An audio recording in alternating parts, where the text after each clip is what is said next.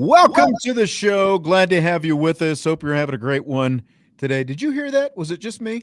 Did you hear that little echo there at the start? I did not. Okay. It's the second day I've heard something like that. Yesterday when I first started talking, I heard a bit of an echo. Okay. And it went away immediately. So that's all I've got to say is free mozzarella sticks for everybody. That was hilarious, by the way. I was watching it live when all that was going on.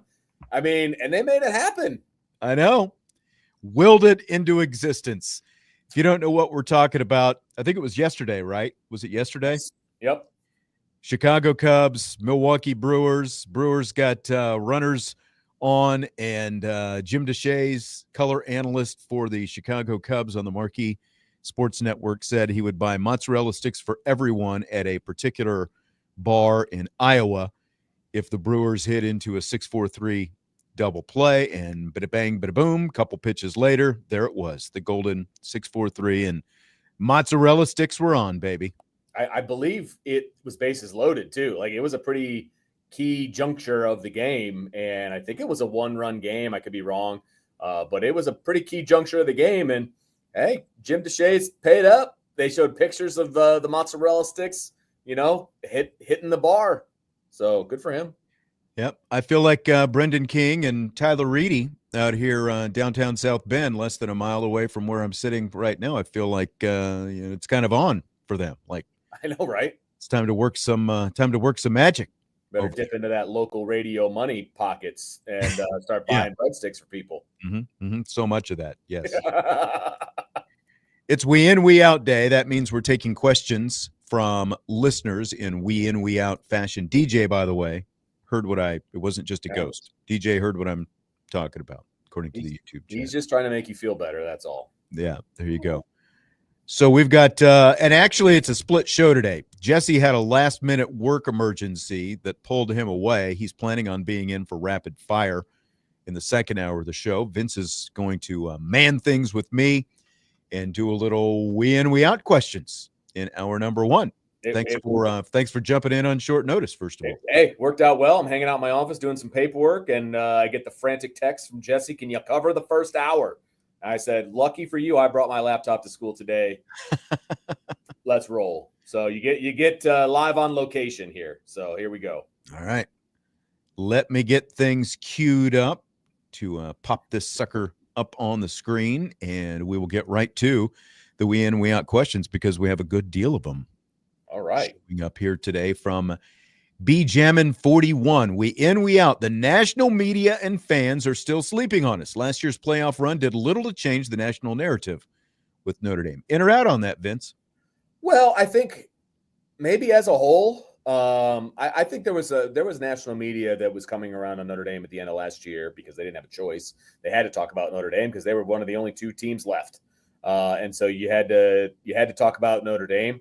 And I think some people came around. Your fine bombs of the world. I think he came around, and I think there was some other ones that came around. But it's a new season, and so it's time to start doubting Notre Dame again, and that's okay.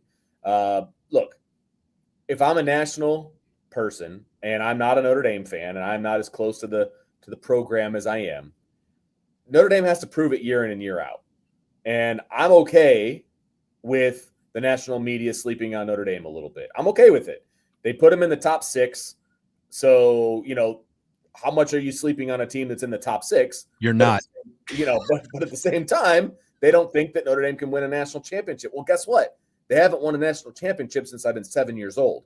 So go out and win one, and then you can turn the tide a little bit. So I'm actually in on the national media still sleeping, and that's okay. I'm okay with it. I just if you want to have a chip on your shoulder, you're always going to have a chip on your shoulder. And that's what it seems like for you. That's what it seems like for a lot of people. I don't get this narrative that Notre Dame is somehow being slept on. So I can't get down with this. I am totally out on this premise. They are ranked 5th in one poll and 6th in the other.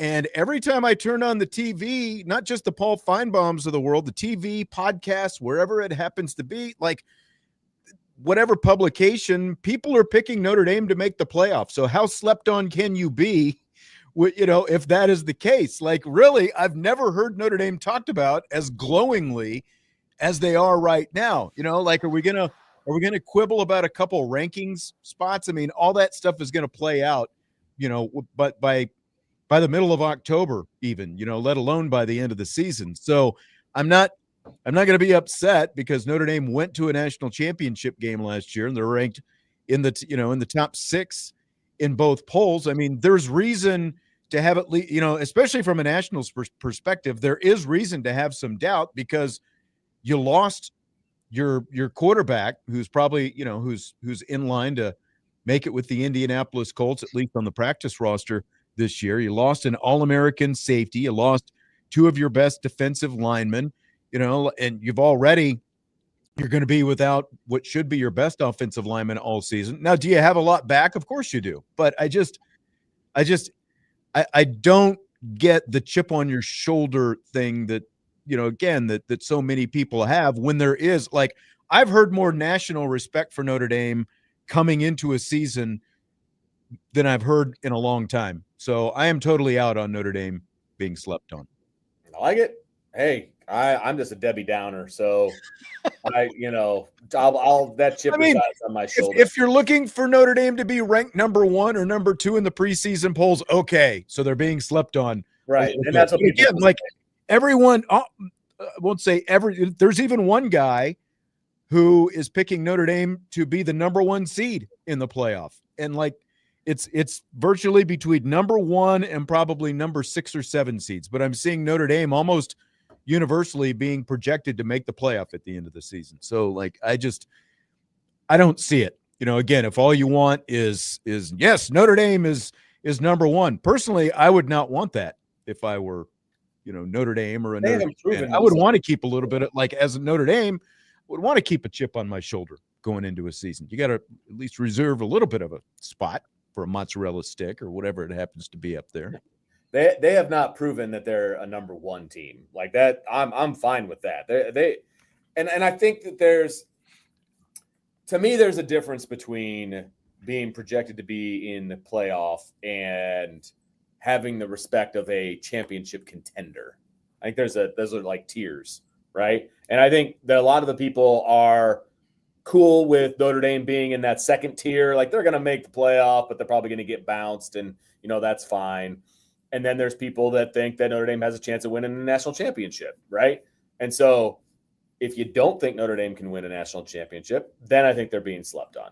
Does that make sense? So maybe it's a minor argument for me. But you've also got a totally inexperienced quarterback that nobody knows anything about, like that, and even those of us on the beat who were over there at whatever practices we got to see, like what did we really learn about CJ Carr this fall that we didn't already know? Not a lot, right? We learned more in the spring, in the last 2 springs, than we did in the fall. Exactly. And if you ask Miami fans, him naming CJ Carr as the winner of this little quarterback battle just made the game that much easier for Miami. So, awesome.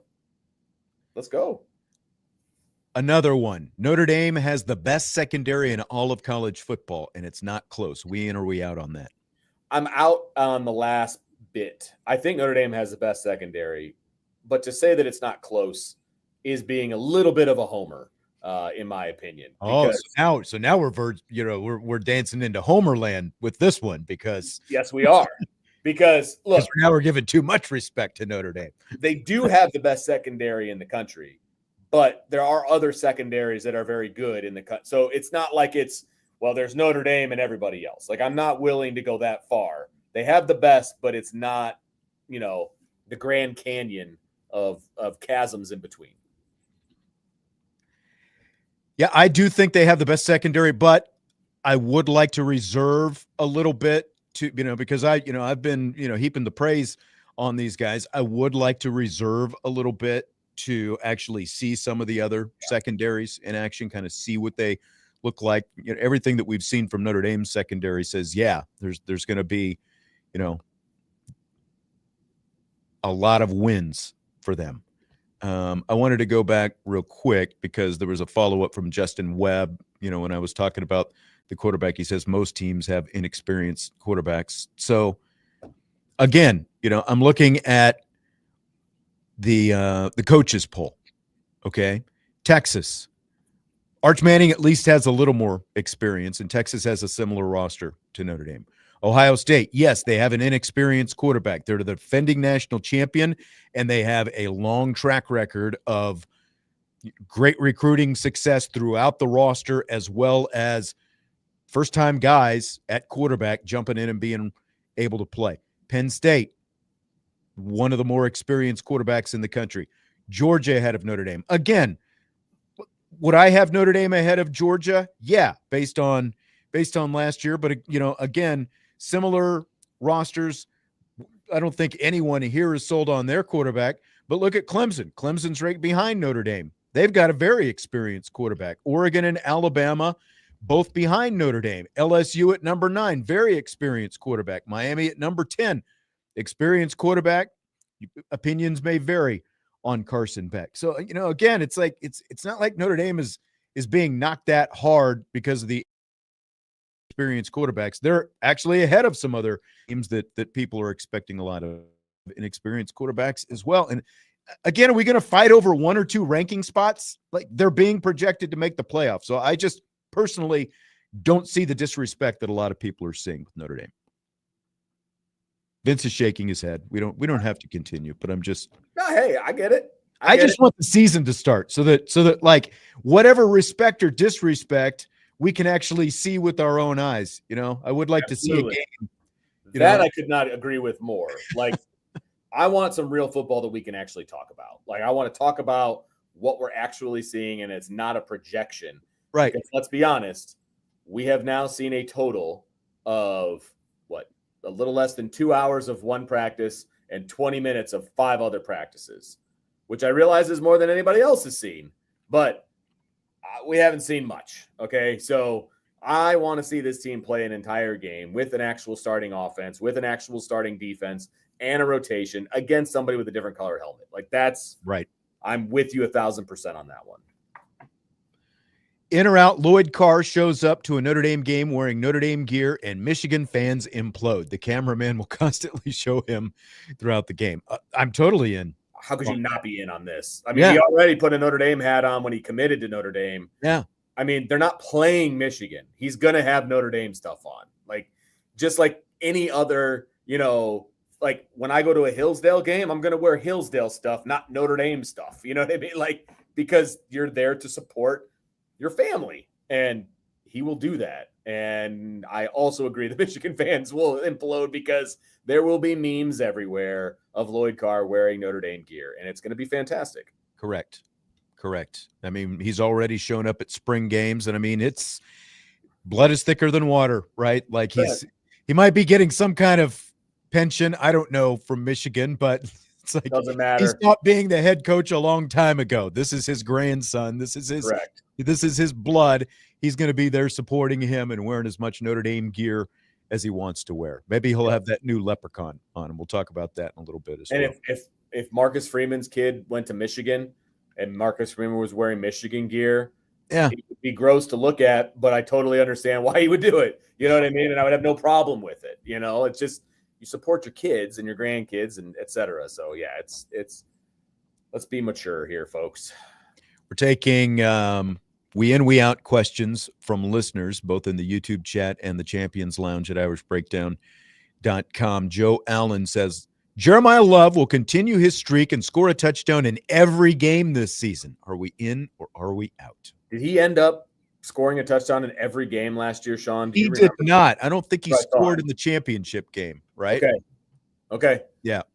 That makes sense. How about we say every regular season game, just to keep this simple? Yeah, I'm on board. I'm in. I think that he's going to be a very integral part of this offense. He's going to get probably more carries than he got last year, and he was still able to do it last year. So I'm in. I'm double checking the game log here, and he actually didn't score against Georgia either. Okay. Make sure. Yeah. So the streak stopped at Georgia in the quarterfinal game, and then he also didn't score against Ohio State in the national championship game, but he scored in 13 consecutive games prior to that, from start of the season against Texas A&M through Indiana, the 98-yard touchdown run, obviously, against the Hoosiers. I'll go in on the regular season. Just like that's what you said, right? Yep. I was looking up data to make sure while you were giving your answer. But yeah, I'll go regular season. I'll say yeah, because what we were talking about the other day. I think that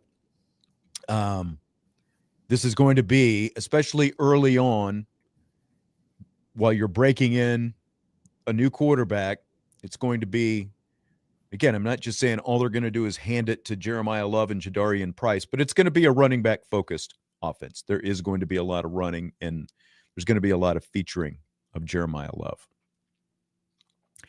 From Josh, in or out? In 2027, we'll see another quarterback battle between Hebert and Grubbs, similar to Minchie and Carr after Carr leaves early for the NFL. I mean, I think that's the plan. I would be surprised if CJ Carr spends more than 2 years at Notre Dame as the starting quarterback. I would be surprised if he came back for year 3. It would be great because he'd be a 3-year starter and they'd be really, really good. But I anticipate if things go the way I think that they're going to go, that he will be a 2-year starter and that there will be a competition in 27. And those are the two main guys that will be involved in said competition. I mean, Blake Hebert will be a 3rd-year player by then, right? I think so. And that means Grubbs would be a 2nd-year player. So, I do think it'll be like that. And they'll probably throw whoever the freshman is as well into the mix. But it'll be primarily those two, I would imagine. Yeah, exactly. Yeah, I'll be in on that. The question is going to be, does anybody leave the portal before that, But I assume just based on everything that we found out about these guys through recruiting and stuff like that, they're going to stick it out. They knew what they were getting into when they came here in terms of who was ahead of them and all that kind of stuff. And like old Deuce decided not to come here because of that. So in part, anyway, there was obviously a lot of money involved in that too. Oh, there was a lot of things going on there for sure. In or out, Dallas will win another Super Bowl before either Jerry retires, croaks, or sells the team. I'm out. I've said all along, I'm just abusing myself year in and year out. It's not actually going to happen. Like, lead us to water and then make us stand there and dehydrate in the process. I'm out. I know it's not going to happen. I just watched episode 3 of the new Netflix Cowboys series last night. I watched the first 2 episodes the night before that. I'm going to admit I got a little choked up at the end last night. It ended with Jimmy Johnson and the "How about them Cowboys" when they beat the 49ers in the 92 NFC Championship game. Big full circle moment. My childhood officially ended with, Joe Montana and the catch. And then 11 years later, early adulthood, things were revived, so got a little sentimental, got a little misty watching that last night. It was fun. Love it. Pining for the days. Yeah, right. From J. Lynn G, in or out, we will be impressed with Carr's composure during week 1's game. I'm out because I'm not going to be impressed because I know that he's going to be a composed quarterback. Like there's a mantra out there. Okay. Yeah, there's a mantra out there that like Kenny was the controlled guy, and for some reason CJ was like this head case. And I really don't know where that came from, Sean. Like CJ is one of the most composed quarterbacks that I've seen in a really long time. So like I'm not going to be impressed because it's what I expect. So that's the way I'm going with that. I mean, things arise out of everywhere, just like the whole "why not Kenny" and all that different stuff. And you've got, pom-poms at different outlets and guys actively cheering for a guy to be a quarterback right over the other guy and weeping, when the result comes out. It's like, I don't get all of that, but you got me sidetracked on that anyway. But we will be impressed with Carr's composure during week 1's game. I mean, it is still a real game, and we haven't seen it in a real game, and it is going to be a road environment. So I'll go in on that. I think you're right. I mean, the bar is set high for CJ Carr, but composure is one of the things we expect Yes. We also have to see it actually play out in a real game. And I do want to see what the environment is like and what kind of pressure Miami is able to bring on him, and, you know, what some of those things look like and how he potentially responds to some adversity when he gets it for the first time, because those are all questions that he's going to have to answer. So, like, I'm not going to hold him to such a high standard that I'm not going to be impressed with something like that, especially for a first-time starter in a game like this, his first career start on the road. So I'll go in. I'll say in. All right. And I think fans are, you know, a lot of fans haven't seen him the way we've been able to see him in some practices and stuff like that. You know, you've had a couple of blue gold games and that's it. Not everybody's even seen those games. This is facts. They don't know what to expect. Right. It's just funny the things that get put out there. You know what I mean? And like last week, it was just all these random things being put out there about this quarterback race. And it's like, where are you getting this information? Like, why all of a sudden are people thinking my that? best friend's sister's girlfriend saw him down at 31 Flavors, Vince. I mean, and he was ahead. He couldn't pick which flavor he wanted. I know. It's like, make a decision, dude. It's like, do you really want the macadamia, CJ? Come on. All right. Those are not far off, probably. Yeah, well, you know, we're going to take a quick break, and then we'll be back. We've got more We In, We Out Notre Dame football questions, some great questions we've had so far, and some more good ones to come as well with Vince D'Addario. I'm Sean Stiers.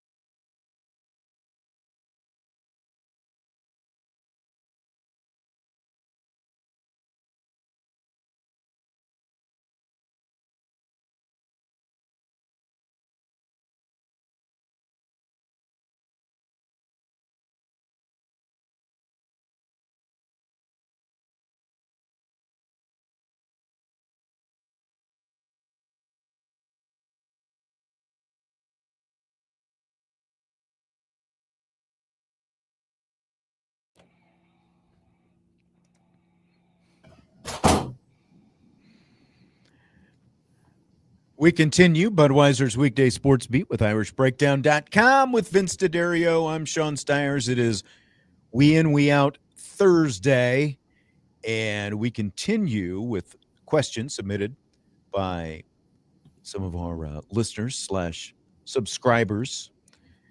Of course, don't forget you can watch the show live on YouTube anytime you want, whether it's the Irish Breakdown YouTube channel or the Sports Radio WSBT YouTube channel. Irish in the Bluegrass says, we in or we out?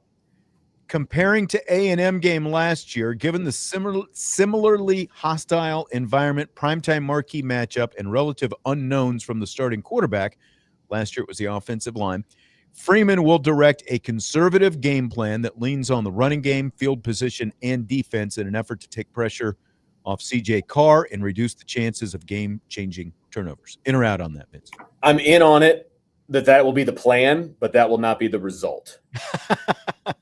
Because I will bet you $1 bajillion that C.J. Carr starts changing plays at the line of scrimmage, push the ball down the field. If you think so? I 100% think so, yes. You think they'll give him that free reign to do that? I know that he's been changing plays in practice, so I don't know why they wouldn't let him do it in an actual game. So I think that will be what Marcus Freeman wants. I think let me rephrase. I think the combination of Mike Denbrock and C.J. Carr will change that narrative as the game goes on. Yeah, I do think it'll be fairly conservative because that's what Marcus Freeman has shown us as a defensive coach. You know, that's kind of how he has played things. I don't expect C.J. Carr to come out and wing it 50 times. No. I think if Marcus Freeman has his way, at the most, C.J. Carr will have around 25 pass attempts in the game. I think that's fair. Right.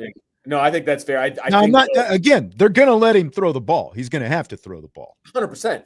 And they're not going to be, 8 yards and less throws either. It's not exactly. It's not going to be the last drive against Penn State. He's going to push the ball down the field. So those 25 throws are going to be impactful throws. Now, will he check down? Of course he's going to check down. Is he going to throw screens and short pass? 100%. But he's also going to push the ball down the field, and he's going to look for those deep digs, and he's going to look for those fly patterns and, those different kinds of things. And so those 25 passes are going to be different if you're expecting like an Ian Book 25 passes. You know what I mean? It's right. Going to look different. So that's the part where I think it's a little bit different. But I do think Marcus Freeman wants to be conservative and control the line of scrimmage and run the football 100%. Right. I think there's probably more confidence in a C.J. Carr type quarterback than what he had with Tyler Buchner going into his first season in 2022 on the road at Ohio State. Because obviously Buchner more athletic, more along the lines of a Riley Leonard. He definitely didn't want Buchner throwing it all over the field. And, Don Lloyd says 25 pass attempts is not conservative. Well, I mean, again, depends on the style of offense you're running. And that's the max. Yeah. Again, if you were to find yourself trailing, you're going to have to throw more, if it comes to that. But with the defense that Notre Dame has, I don't see that happening. Worst case, I see it being a tight game, somewhat similar to Texas A&M. But I think that Notre Dame, from a conditioning standpoint and from a physical standpoint, this is going to be the thing. I'll go ahead and throw up Scott L. Esquire's question that he put up in the YouTube chat. In or out, Notre Dame will be able to run the ball whenever it wants in Miami, and then also in and out, they'll be able to run the ball whenever they want against Texas A&M.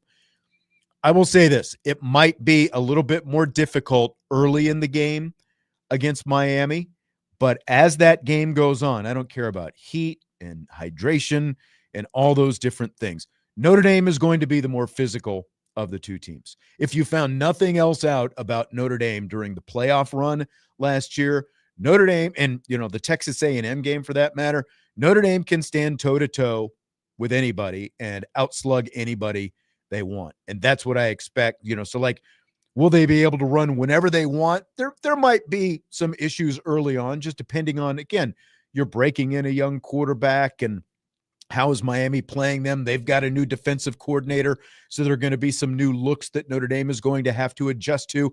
They're going to try to throw the kitchen sink defensively at CJ Carr. They're going to try to confuse him as much as possible, and it's going to be, how does CJ Carr react to that? And, is he able to make the proper checks and all those different things? So I will say, as the games wear on, especially in the second half, yes, Notre Dame will be able to do that. Well, they will be able to impose their will physically on both of those teams.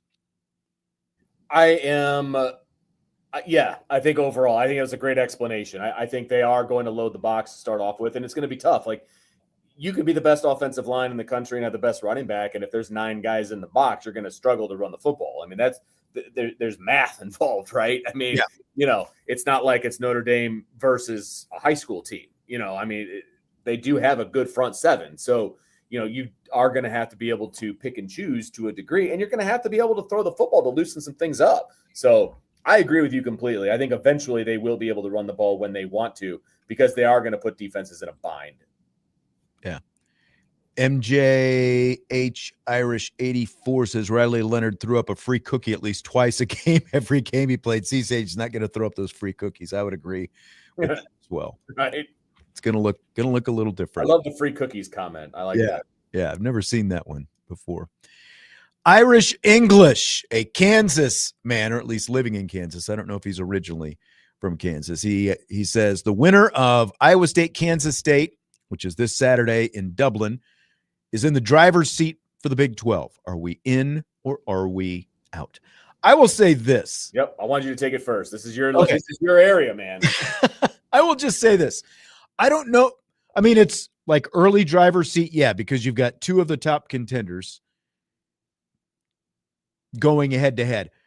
So I don't know if it's as much the winner is in the driver's seat as much as the loser, I won't say eliminated after 1 week, but that's going to be a big hole for the loser, because you've got, again, 2 of the favorites head to head right away. I think the loser is just going to be in a much bigger hole.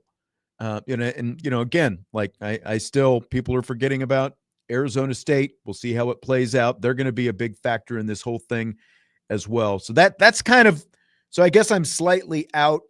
Again, it is definitely a driver's seat because they're 2 of the top teams in the conference, but I just think it's a bigger deficit for the loser of the game, than necessarily a benefit for the winner of the game, if that makes sense. Makes sense to me. The Big 12 is just such a freaking conundrum, man, every year. And I do think these two teams are somewhat in the driver's seat. And we're going to talk about that more tonight at 8:00, by the way, Sean Stiers. What's that show called, Vince? Spread Option. We're going to talk about the spreads and some locks and all that kind of fun stuff. So 8:00 tonight, you want to take a look at that one over on CFB Nation. But all right, I agree with your analysis. I'm on board. Okay.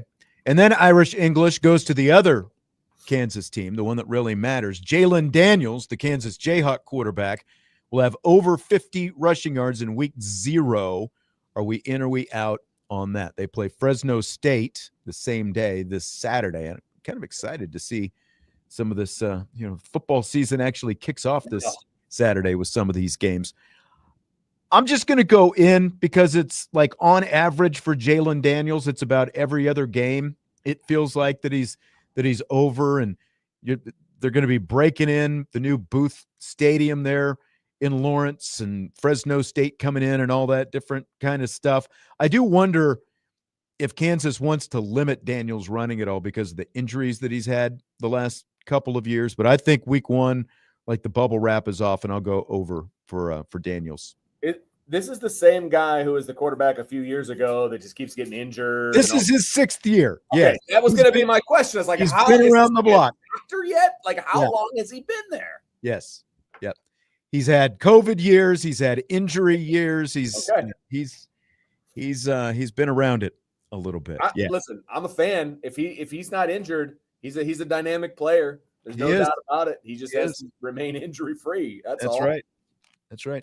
I said if he stays healthy all year, then I think that Kansas will find itself in contention in November to be in the Big 12 championship game if he's healthy all year. Big bounce back here. I keep accidentally clicking on people's names in the in the champions thing and some ideas of who they are. Yeah, that's all. Right. We in and we out. First play from scrimmage for Notre Dame will be a play action bomb from Carr to Faison for a touchdown. I would love for that to be the case. It's probably going to be a handoff. I mean, let's be honest. But, man, I would love it. I don't think it'll be to Faison, though. Honestly, I'm not even sure Faison's the starter. I think Will Pauling is probably – I think you're going to have Will Pauling. I think you're going to get Jaden Greathouse. And I think Malachi Fields are going to be on the field to start off. Yeah. And if there's a bomb to be had, it'll probably be like a back shoulder or something to Malachi Fields. I could see that happening, but I would love for it to be play action. Like, this is what I would hope for, at least the play call, not necessarily the personnel, but they're going to hand it off. It's going to be a zone, read or maybe an RPO for luck. So too. But, like you got Jeremiah Love back there, like establish the run. I think that's going to be a mantra. You're going to want to come out and show, we're here to run the ball tonight. And then CJ Carr can hit him with some passes at some opportune moments. It would be very electric. And you talk about silencing a home crowd if that were to happen, but I'll have to be out on it, unfortunately. Wouldn't it be great? Oh my gosh. You get me all excited that that's even a possibility. We in or we out on this new leprechaun logo, Vince? This was kind of a shocking email to get today when we got that email. I was not prepared for that. I was not prepared for that. And look, Fighting Irish Media does an amazing job with everything that they do. This felt like fan art to me. I was not a fan. I know they're going to do like all the sports and they just happen to put football out first for obvious reasons. It's not really a fan. I was not. I don't know. It didn't grab me. It felt a little too cartoonish. I didn't like it. I don't dislike it. It's different, and I think that's the thing. Maybe that's the problem. It breaks tradition, and what's Notre Dame about? Tradition, and so new things always take a little bit of time to get used to. I'm going to be curious to see what some of these other sport logos look like because apparently they're putting them out for multiple sports. Like, is the basketball player, like, is he going to, the basketball leprechaun going to be dribbling the ball or, like, what's that? Different for women and men? Yeah, exactly. Exactly. It reminds me, just like the style, like a little bit of the Louisville Cardinal, like the Louisville Cardinal as opposed to a traditional looking Cardinal, like Arizona Cardinals, that kind of thing. It reminds me a little bit of that. I definitely like the look of it better than the Louisville Cardinal. So like, don't get me twisted on that one.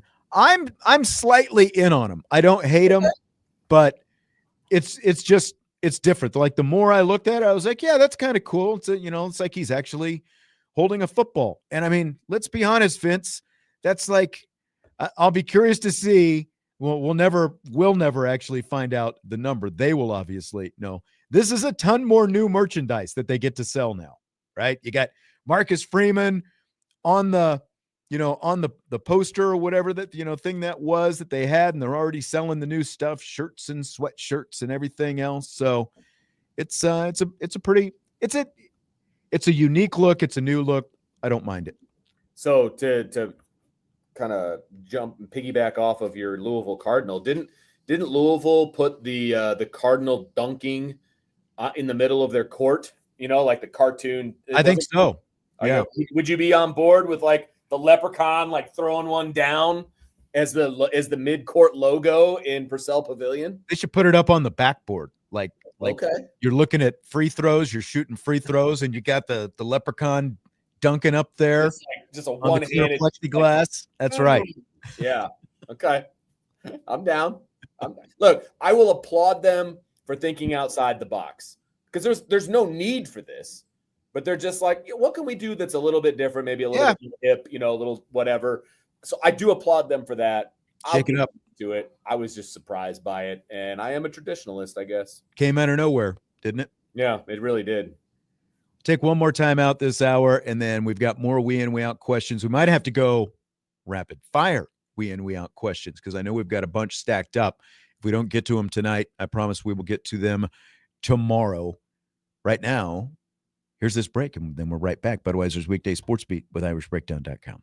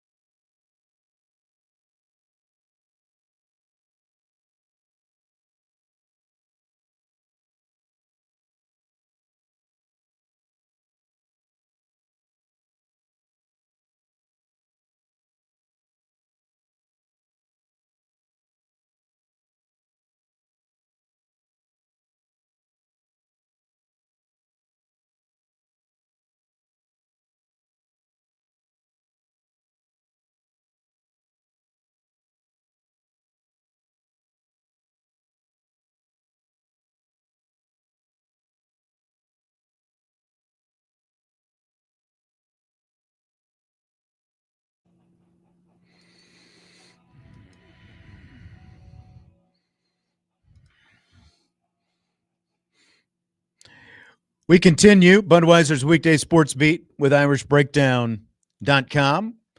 Along with Vince D'Addario, I'm Sean Stiers. Jesse's going to be along in the second hour of the show for Rapid Fire, I think, as we stand right now anyway.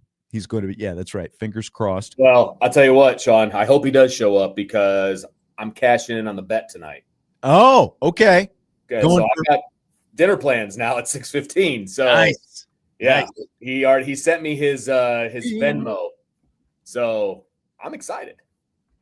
Where are you going?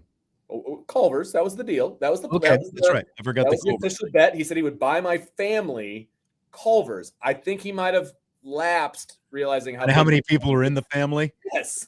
This is going to be the most expensive Culver's that he's ever had. That's correct. So we had a question in the YouTube chat about the new game day show, because we've got a game, of course, coming up a week from Sunday, August 31st, when Notre Dame heads to Miami. And the show is going to look a little bit different this year. Before every Notre Dame football game, home and away, here on Sports Radio WSBT, it is the all-new game day show. It's a 3.5-hour extravaganza leading into Notre Dame football. Of course, first show will be on Sunday. The rest will be on Saturdays. But you've got Tim Grau, Jim Irizarry, Eric Hansen, and Tyler Horka, as well as interviews with special guests every week that have made game day, of course, so popular. I know Tim Grau, I believe Golick Jr. is one of the guests that he's got lined up for the first show. So game day coverage will begin at 3 o'clock Eastern time before the Miami and Texas A&M games. And, of course, it'll be on every Saturday throughout the rest of the season as well. So there you go. Starting a week from Sunday, that will be your new game day show. There it is. And how's that going to be available to everyone? And I've got to ask about the YouTube thing. It will obviously be on 960 AM, 106.1 FM here in this area, the WSBT radio app and all the podcast platforms and all that stuff. I need to ask about, because it sounded like some of the guys will be connecting, with the same way we do on video, but I've got to find out exactly how that's going to work. Awesome. So didn't mean to put you on the spot. No, that's okay. Yeah. I'm not the one who makes all those calls. The information I just gave is the information that I have at this point. So I'll need to track the rest of that down. Yes. All right, we've got time for a few more we in, we out questions here. This one is from Team OD. In or out, we will see the offense look similar to a Drew Pine-led offense to begin the season to help CJ. Fans will freak out. Then as the season progresses, it'll open up more. What do you think about that perspective? I agree that the season, it will open up more and more. That kind of a deal. I definitely agree with that. I do not think it will be a Drew Pine-led offense at any point in the tenure of CJ Carr. I just don't see that being the case. I just don't. No. There is I'm not even going to say it. There is a lot more confidence in CJ Carr. There is a lot more ability both between the ears and in the right arm of CJ Carr than what you had with Drew Pine, who is now, did he win the job? He went to the MAC. Is he going to be a starting quarterback this year? Do we know? So this is a young guy, yes, but it's like, will they be somewhat conservative, I think, early on? Yes, especially in a night road game to open up the season. I think that there will be at least a somewhat conservative nature there, but nowhere near to the degree of what Drew Pine had, because for one, CJ Carr is going to be able to find more than just the tight end and complete passes to more than just the tight end. So tight end will be a big part of it. Eli Raritan is, yes. But yes, but he won't be the only part of it. That is correct. From Utah Irish 77, Coach Freeman has earned our trust when it comes to player personnel decisions. Are we in or we out on that? I'm in on it for the most part. I mean, I think that he so far this year has made the right decisions as far as I can tell. And, there's a few more decisions up for grabs, but to be honest with you, the people that are involved in those competitions, I feel good about. So I will say this, I'm not sure he makes the CJ Carr decision 2 years ago. So in that regard, I'm in. Yeah. I mean, have there been that many other big decisions that he's had to make? I mean, Hartman and Riley Leonard were no-brainers. Like I've said before, we talked about it earlier in the week. I think that going with CJ Carr is one of the bigger decisions that he's had to make, if not the biggest decision, that he's had to make since being at Notre Dame. And they just went to the national championship game last year. Most of the decisions are the vast majority are made by the position coaches right? Yeah, Like with the sign off and seal of approval of the head right. coach. Yeah, The head coach still has to sign off, but so I mean I've got to be in on this. Like I'm just like searching my brain right now to find any reason to doubt it, and I don't think that there is a reason to doubt it. Yeah, yeah. We're doing rapid fire, so I don't want to get too far into it, but I agree. In or out, Michigan sucks, Miami sucks, SEC is overrated. Let's roll, baby. I'm in. Feels like catnip right now. No, seriously. SEC is still really good. I hate to break it. I mean, are they overrated by a lot of people? Yes. Are they overinflated at times? Yes. But there's some really good teams in the SEC too. So more so than in the Big Ten. Irish Gordian Knot says there's a whole group of fans who think CJ is short because Goolsby and Clark have been saying that he's barely 6 feet tall when he's almost 6'3". I can definitely I have no idea where that comes from. There's it's not barely 6 foot tall. He is not Ian Book. He is not Marcus Burton. No, he is a big human being, and yes, that's nuts. I don't even know where that comes from. So. Another in or out from Utah Irish 77. IB Nation is the best show / podcast out there. I mean, duh. Is there any doubt? Duh. There can be no debate. Look at this. Indy Forever 72. We in or we out? Wide receivers are finally a major factor in the offense this year. I'm in because the ball's going to be in the air a lot more often than it was last year. So I'm in. Totally in. We're going to see playmakers out there. And it's not just going to be one. You're going to see a lot of guys making plays. You're going to see guys going up, getting the ball. You're going to see a quarterback threading the needle at times. It's just going to look a lot different this year. And receivers are, yes, actively going to be involved. And as we've talked about this week, it's going to be a big benefit for not just the quarterbacks, but for these receivers after going up against Notre Dame secondary all training camp long. In or out, Notre Dame goes undefeated in the regular season. I'm out because when we made our predictions last Saturday, I said Notre Dame was going to go 11-1, but I had no idea what that one was going to be. I'm sticking with that right now. I don't want to be Mr. Pollyanna. Oh, they're going to win every game. But if we went through each game individually, I would predict Notre Dame to win those games, just like I would have done for Northern Illinois last year. So I'm saying 11-1. I'm not going to go that they're undefeated. I am in agreement with that. I don't think they're going to go undefeated as well. Sorry, Salty. I didn't realize that was a question. I saw the photo and I just thought it was some fanboy stuff. Shocker. There's also another one that had Jaden Greathouse. Jaden Greathouse photo as well. So Salty's question, his deep experience working with the Great One over the last 2 years, individually and in team practices, will allow Mr. Carr to comfortably throw to him even when he is closely covered as the season's outset, rather than requiring almost the entire season to reach his level of comfort, as was the case with Mr. Leonard. So basically we're saying that these two guys have good chemistry, CJ Carr and Jaden Greathouse, and Carr is going to be comfortable getting him the ball. Is that kind of how you're reading this? Yes. I'm out because I think he's very comfortable throwing to whoever. A few more flashy words. The ball needs to go. Do I think they have a good relationship? Sure. But from what I've seen, he also has a very good relationship with Malachi Fields.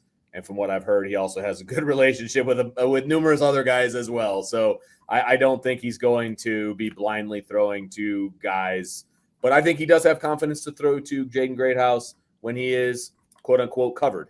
I think he does have that confidence. And so hopefully he is rewarded.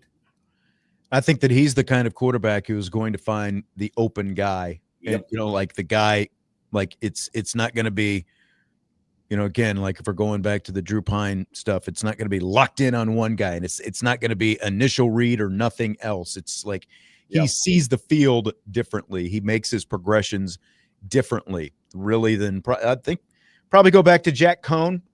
The last quarterback who sees the field the same. Hartman wasn't bad, but I think I've said before that that was maybe the biggest disappointment with me and Hartman is it didn't feel like at times that he saw the field the way a guy with his amount of experience should have been able to see the field coming over for Wake Forest with all that that he had in his pocket. But again, he was in a much different kind of offense at Wake Forest. Agreed.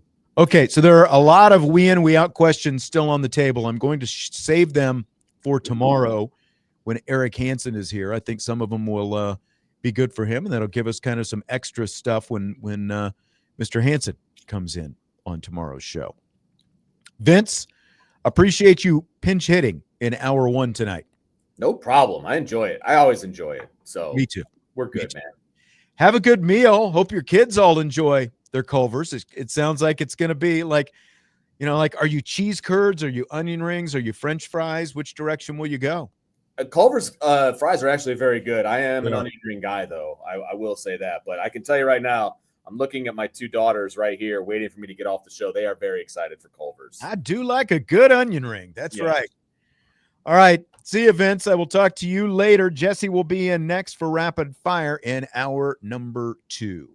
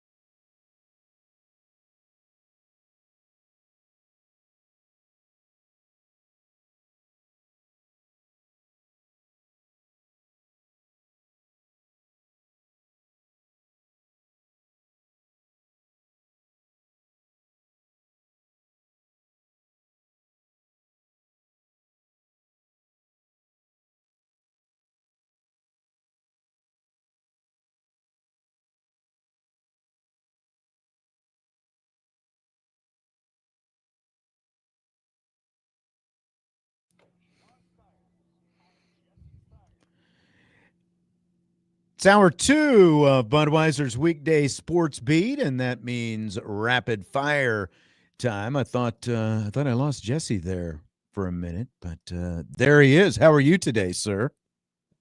I'm glad to be here. That's definitely for sure. I'm sure everyone's glad to see the lid that you're wearing there as well. We were talking about quarterbacks, of course, in the first hour of the show. Scott L. Esquire threw this up in the YouTube chat. I'm curious what you think about it.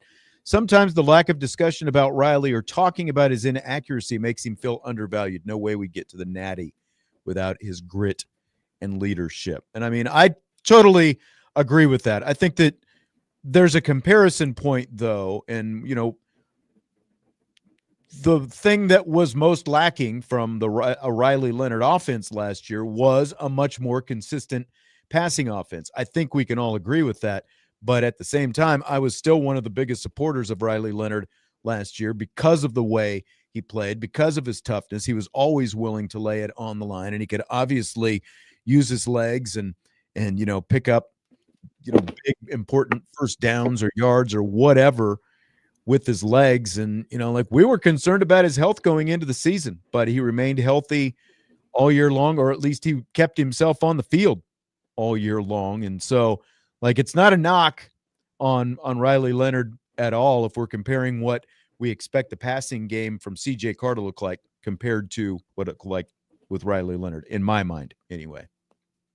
Yeah, I think the number one thing you have to talk about with Riley Leonard is just his overall toughness. I've never seen a player willing to do anything for his team to win, put his body on the line, make tough runs, was the first guy to take responsibility when things didn't go right.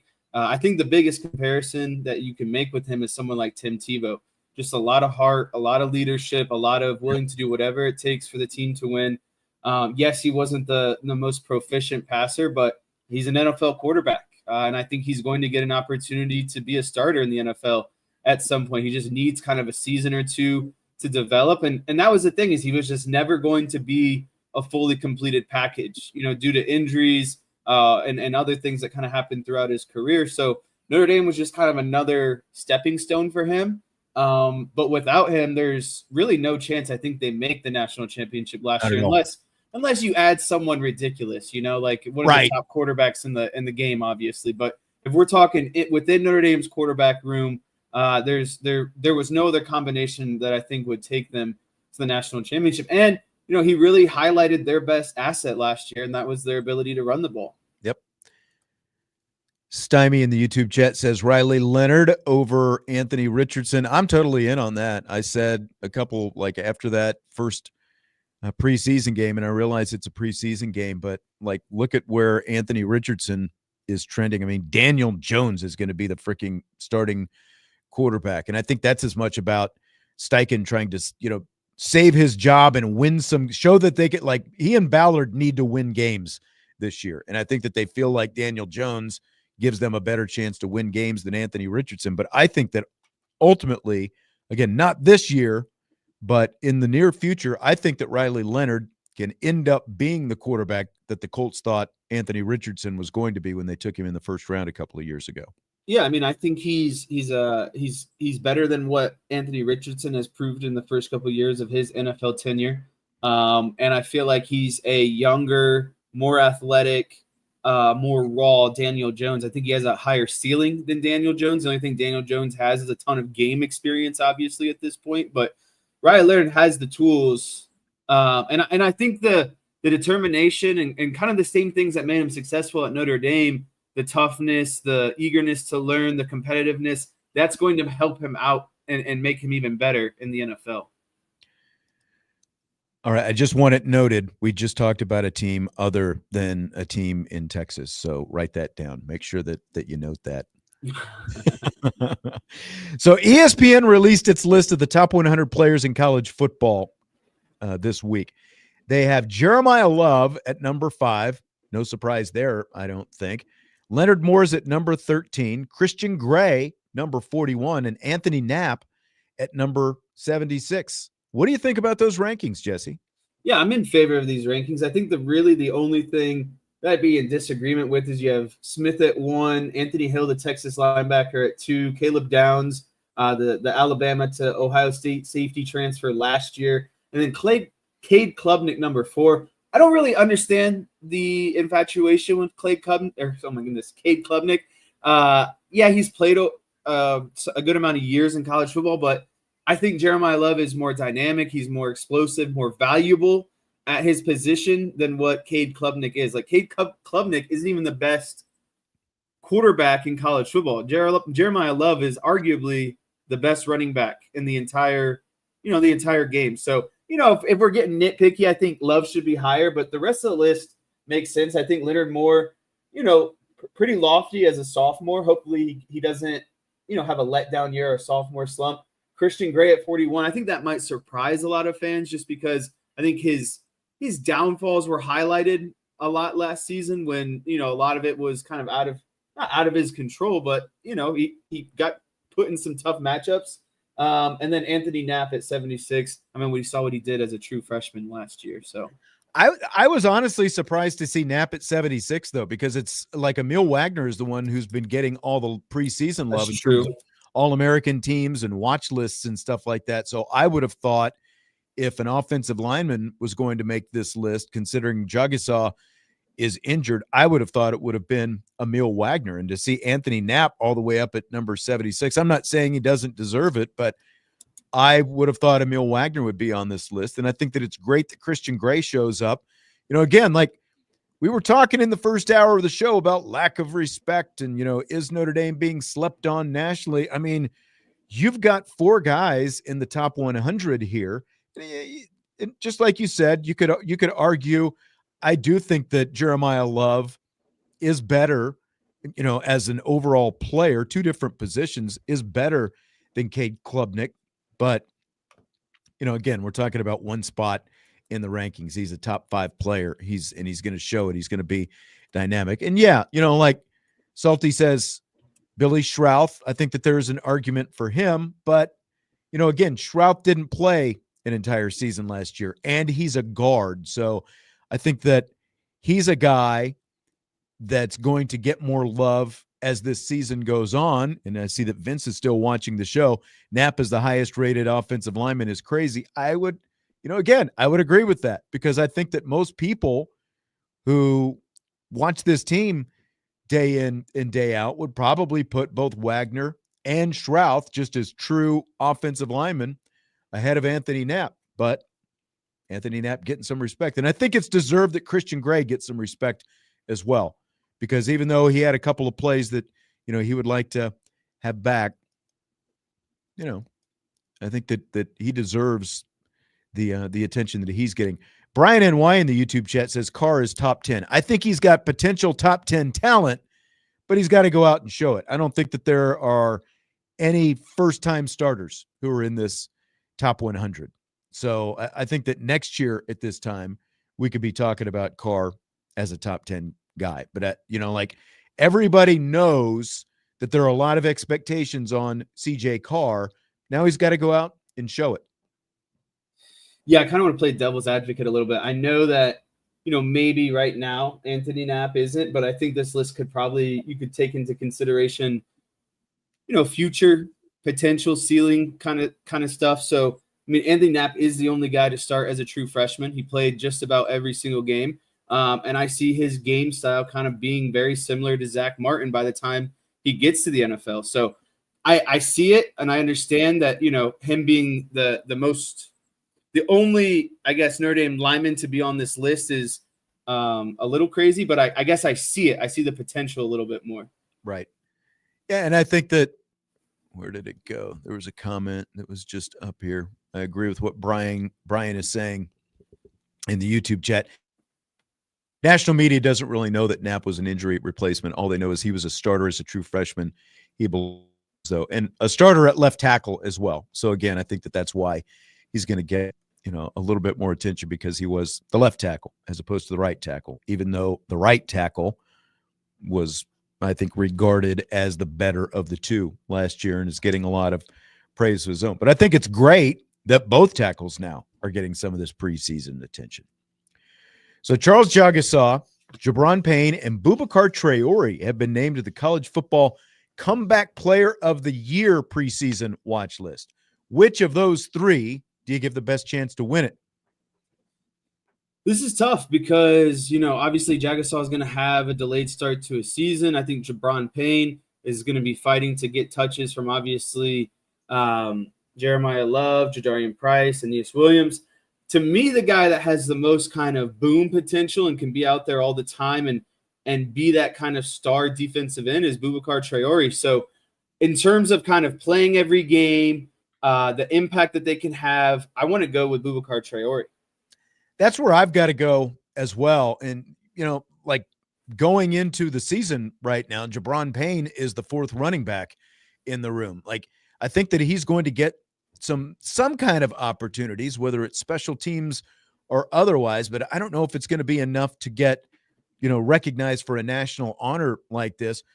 Jagasaw is a little bit of an X factor just because he's probably going to miss half the season. If he comes back, though, midway through the season, finds himself in the starting lineup, and they get to, like another postseason, but, these awards are going to be announced in early December, so the postseason won't even factor into that. So I'm like you. I think like splash factor and the kind of quick twitch guy that Boubacar Traore is, and, the fact that he's going to have a chance for a lot of sacks and doing those kind of things, highlight type plays, I've got to go with Traore as the guy who I think has the best chance of these three. I'll be honest. I didn't like, when did they start giving out the comeback player of the year award? I feel like in college now that there's just about an award, a watch list for like everything. And, obviously the more you can rack up, the better, but it seems like every day there's a new like watch list or preseason list. And like, what are the qualifications to make these things? I know. We had, I had Aaron Taylor on the show yesterday, and he's the guy who founded the Joe Moore Award. And he talked about, like the actual big, massive Joe Moore Award is like a traveling trophy. Like you get to hold on to it for a year, kind of like the Stanley Cup. And then they go and they take it and they give it to the next team. But all of the guys on the offensive line, like if you're an offensive lineman on a Joe Moore Award winning team, you get your own little trophy, like replica type trophy, but they're most likely going to helmets is what he said. Ooh, I like that more. Yeah, that's a pretty cool little spin on that. Fill in the blank. NBC announced its crews for Notre Dame home games this season, broadcast TV crews. Noah Eagle and Todd Blackledge are going to get the 3 primetime games, Texas A&M, USC, and Navy. Dan Hicks and Jason Garrett get Purdue, Boise State, NC State, and Syracuse. And you feel blank about that. I feel elated about that at the end of the day because I really enjoy Noah Eagle. And I don't mind Todd Blackledge. I think he's pretty good most of the time. For the second half, you have Dan Hicks and Jason Garrett. I'd like to, minimize that crew as much as possible. Curious to see what Dan Hicks does, right? But I'm more excited about Noah Eagle and Todd Blackledge. And so them getting 3 of those games makes me, someone who watches just about every game on TV. I'm pretty excited for it. Yeah, I think Joe Allen speaks for a lot of people. Can we please get rid of Garrett? Like, I don't know. There's just not like there. What do you think of Garrett overall? One, I agree with what you're saying about Noah Eagle and Todd Blackledge. I think that is a really good, and I said it a couple of years ago when NBC announced that Noah Eagle was going to be its main guy for the primetime games on NBC. Like, he's your age, but you wouldn't know it. He sounds like his old man. His dad is Ian Eagle. Obviously, he is just really good. Stymie says Greg McElroy over Garrett. I think that you would have a hard time, though, getting Greg McElroy to leave ESPN with all he gets to do for them. Like, he gets to do a game every week for ESPN, plus playoff games to do 6 games, or not even that, 4 games basically for Notre Dame home games on NBC. I think that's the challenge because Garrett is doing Notre Dame games, kind of like Drew Brees. Drew Brees was complaining about it. Remember when we played that cut from the Dan Patrick show? Drew Brees is doing the pregame show on NBC, Football Night in America, and he's doing Notre Dame home games. That's what Jason Garrett is doing. now. It's tough. Yeah, I think for Jason Garrett, there's a lot of football knowledge, and I appreciate that. I think it's always good to kind of get in the mind of someone who knows the game in and out as much as Jason Garrett does, but obviously he lacks kind of the overall broadcasting ability. So it Right. stinks because you want him there for his knowledge, but the way that he transcribes that or transmits that to his audience is not the most appealing at times. This Don says can't get Golick Jr. since he's going to be doing TNT, the Big 12. He is doing this year the TNT Big 12 package. I don't know if it's definitely one game every week, but might not get him now. I think that he could be someone to keep an eye on for the future, though, because he is doing more games now and he's going to be doing games on TV. Maybe he could be someone down the road because he does have a name and, they've obviously resisted going the Notre Dame path, but you also haven't had, with the exception of Brady Quinn, who's got a good thing going at Fox, there's not a lot of former Notre Dame guys who are actively working in those TV booths doing games. So maybe this could work in your favor down the road. Maybe within a couple of years, Golick Jr. finds his way over from TNT into the NBC booth. I think that would be very exciting. It would be exciting. And as we know, this booth has been rotating a lot, over the past 5 to 10 years. So I don't think anything reasonable is off the table. Let's take a time out. When we return, we will wrap up Rapid Fire. We've got more questions. We've got Chicago Bears. We've got did you see the ESPN app launched today? A lot of details with that, some interesting features they've got in there. We'll talk about all that and more when we return with Rapid Fire.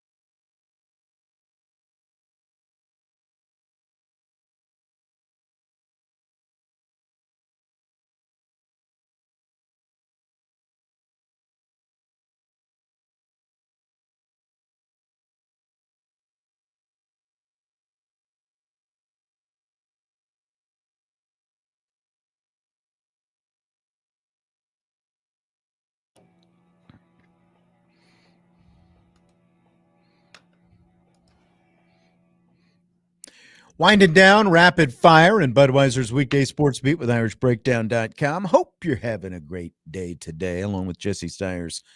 I'm Sean Stiers. We've got time for a few more questions in here. Fill in the blank.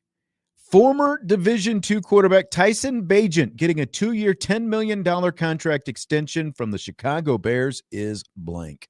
It's going to sound corny, but it's great for the game. I think anytime, someone like Tyson Bagent, a former Division II player, backup quarterback, a guy who makes the most of his opportunity, can make a career basically as a backup and a guy, what I would say is a spotty starter, kind of step in if an injury happens or, maybe the starter is out for a week or two. He can come in, obviously not as effective, but enough to run the offense and still be, pretty impactful. So for a kid to go from Division II to making $10 million a year, I can't say that I'm not jealous. I have a lot of, I had another wedding bill that hit today, and I could use. If only I had kept working, I could have made a roster and made 10 mil. Then a lot of my issues would be solved. Yeah, no. And I saw the clip of him crying too, which makes it, even more, I think, significant, meaningful, just understanding what he can do with that for the rest of his family. I was gonna play the clip, but I was like, man, I might just get choked up here on the air if I did, because it was like, I didn't realize the whole backstory, because so much of Tyson Bagent's story is the dad, the arm wrestler, and he's just jacked and he's got the guns and, the whole thing. And there's kind of that whole sideshow. But like Bagent was saying in that press conference, his dad didn't have freaking running water in his house growing up in West Virginia until he was in high school. And like, he was like, I've still got a lot of family members who don't have very much money, So like, this is like, you kind of hear the word life-changing money thrown around with a lot of these professional athletes. But again, you hear the path that he came from, Division II, made his way, got in camp with the Chicago Bears, made the best of it. And he's played he's actually played better football than a couple of first-round draft picks the Bears have had the last couple of years, and the opportunities when he's had to get on the field. So very well earned, and it's really cool to see a story like this, because again, I didn't realize the whole like I knew the Division II part of it, and like the gun show dad with the arm wrestling and stuff like that, but I didn't realize, like the whole family history and growing up in West Virginia and all that stuff. So very cool. Good on Tyson Bagent, and good on the Chicago Bears for rewarding him as well. ESPN launched its new direct-to-consumer streaming service today. Anything that's available on ESPN is going to be available on the app, including old 30 for 30s. It's basically $30 a month. Here are some of the features that this app is going to have that I just saw today. There's a catch-up live feature that allows you, like if you tune into a game, say like you tune into a college football game and it's in the middle of the second quarter, you'll be able to watch highlights of key plays that you've missed up to that point. When you join a game in progress, there's going to be a multi-view that allows you to watch up to 4 games at once. And if you have the app in conjunction with Apple TV, you can actually pick the 4 games that go in your multi-view. There is a Verts within the app. It's a personalized, basically like a TikTok video kind of thing, that's going to be personalized to your viewing habits. So if you're a Notre Dame fan and you start watching Notre Dame videos, it's going to feed you Notre Dame videos in the app. There's also a Sports Center for you that's going to be AI generated for your personal preferences, and it's going to use AI voices of Hannah Storm and other Sports Center anchors. So how interesting is all of this to you, Jesse? Because you are, I don't even know if you're a cord cutter, you're basically a cord never since you've lived on your own, I think. Haven't you been? Yeah. We there are no cords in this house. Everything is streaming. But looking at the list, it all sounds pretty good. But the only thing that I'd really be interested in is the multi-view, like the catch up to live. Yeah, that's nice. It puts together a little highlight montage for you. Okay, cool. The Verts app, I don't have, or the Verts thing, I don't have TikTok. I'll never have TikTok, so that's a non-factor. The Sports Center for you, yeah, I mean, that's okay. But like, to be honest with you, in the time I do have, I've spent watching on, the live game, the Cubs, the Cowboys, Notre Dame, whatever it might be. So yeah, it just seems a little bit too rich for me, honestly. I like being able to watch maybe 4 games at once. So yeah, maybe, once that is incorporated through the NFL potentially, but until then, just too much for me. It does the ESPN and just bought like NFL Network and the NFL, like some of the NFL media, and they're going to get Red Zone now. That none of that's going to go into effect until next year at the earliest. So does the addition of that make it any more enticing once they get that content for the app as well? Yes, that makes it more like NFL adds a whole different layer to this thing. And if you could start doing it with college football too, where you can watch, a lot of games at once, because that's the thing. Like when you watch football now, you want to watch a lot of games at once. And that means getting out 3-4 TVs in the living room. I don't know about many of the other people listening or in the chat here on the live show. The fiance hates when I bring down 3 TVs and there's cords plugged in everywhere. And see, this is a benefit then, right? That's what I mean. So like but to me, I only care about that for football, singularly football. I don't care about it. I don't watch a lot of 30 for 30s. I don't watch a lot of the old ESPN stuff. Again, when I'm watching TV, it's usually for a live sporting event. So if I can put up live sporting events in multi-view on an NFL Sunday or a college Saturday, that's when I'm most interested. Yeah, and that's like the multi-view on Sunday is the biggest thing, but ESPN isn't going to have access to those, so that won't even be part of it. And again, like if you subscribe to cable right now and you've got like all the ESPN channels, like the only stuff you're not going to get, like you won't get a catch up live and you won't get videos force fed to you, like with the teams that you watch and stuff like that. But in terms of the actual programming, if you've got cable right now and you get ESPN, like you don't need the app. But obviously they've come up. I think that these are at least interesting bells and whistles that's relatively unique. They're trying to make it unique to the viewing experience because everything is so social media driven, obviously, right now. But I agree, $30 a month, I think that's the biggest obstacle they've got. That price point still seems a bit high to me. Like I feel like 20 is probably the max, especially for introductory. I would think that they would have a lower price point going into this to try to get more people to subscribe and then jack it up later. Agreed.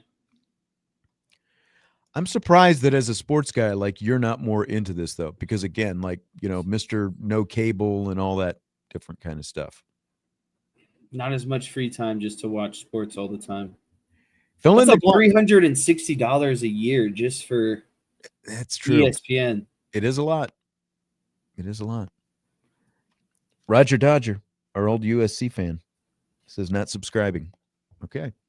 Fill in the blank. It's blank that Oregon State and Washington State will play each other twice this season.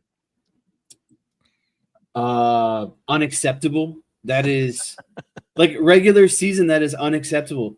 And it just shows you the mismanagement of the dissolvement of the Pac-12. It's just embarrassing. You should not have to resort to playing the same team twice in college football within the same. Like there are so many teams in college football, right? Like I'd rather a team play like a D1 AA than rather play each other. So it's like you can't. There's just endless possibilities. It's laziness. It's an embarrassment, and it's just I don't know. I don't know what else I can say.